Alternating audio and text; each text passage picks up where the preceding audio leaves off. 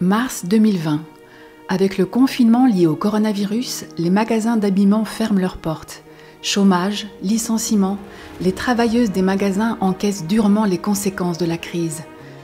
C'est le cas aussi dans les usines dispersées dans tous les coins du monde, car la filière du vêtement parcourt la planète.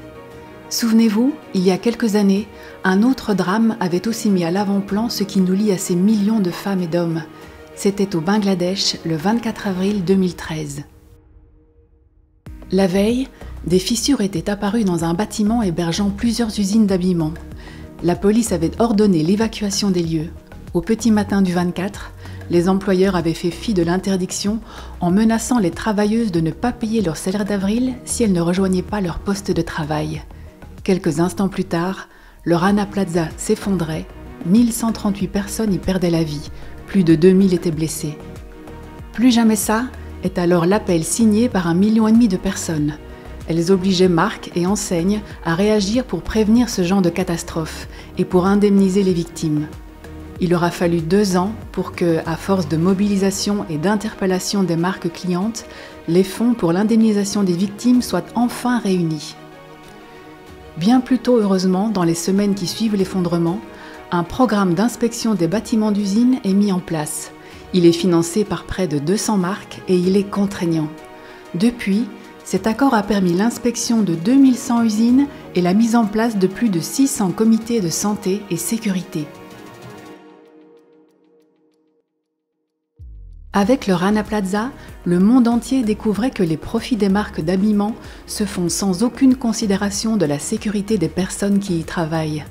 Le Covid-19 montre aujourd'hui que ces mêmes entreprises fondent leur business sur l'absence de salaires vitaux et de protection sociale de ces mêmes travailleuses.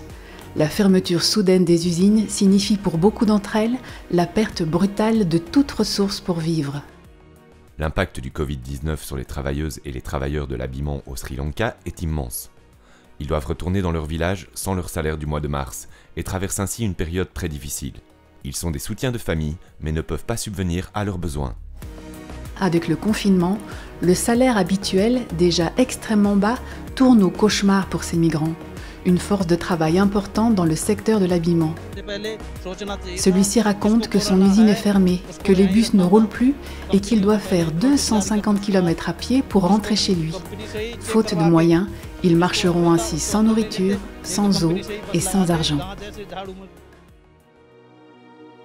Depuis le début de la crise, beaucoup de marques et enseignes ont purement et simplement annulé leurs commandes auprès de leurs fournisseurs. Certaines d'entre elles ont même annulé des commandes déjà produites et prêtes à partir. Elles mettent ainsi en péril la survie des fournisseurs et répercutent le risque sur des centaines de milliers de travailleuses et travailleurs en situation extrêmement précaire. Les travailleuses de l'habillement vivent au jour le jour. Si elles perdent leur emploi, c'est leur salaire mensuel qui sera perdu, et avec lui, la possibilité de nourrir leur famille.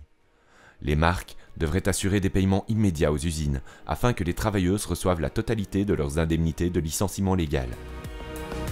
Les marques doivent assumer leurs responsabilités vis-à-vis des travailleuses et travailleurs qui produisent leurs vêtements. Agissez maintenant avec Achact.